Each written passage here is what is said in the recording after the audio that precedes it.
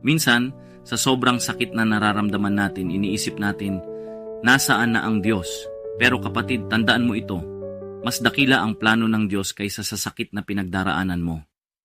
Sa Jeremias 29 verse 11, sinabi ng Diyos, sapagkat batid ko ang mga plano ko para sa inyo, mga planong hindi ninyo ikasasama, kundi para sa inyong ikabubuti.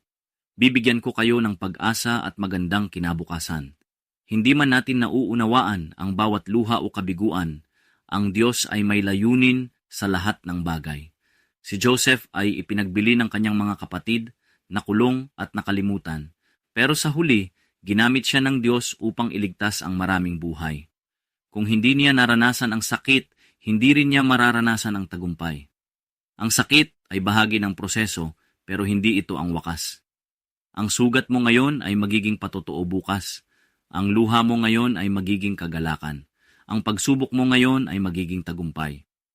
Hindi sinayang ng Diyos ang sakit ni Job, ni Ruth, ni David, at hindi rin niya sasayangin ang sakit mo. May layunin ang bawat luha, may direksyon ang bawat hakbang, at may pag-asa sa bawat panalangin. Kaya kapatid, kumapit ka. Hindi pa tapos ang Diyos. Mas dakila ang kanyang plano, higit pa sa sakit na nararamdaman mo ngayon. Kung na-bless ka sa mensaheng ito, i-like, i-share, at i-subscribe ka na. Dito lang sa Pag-asa mula sa Biblia.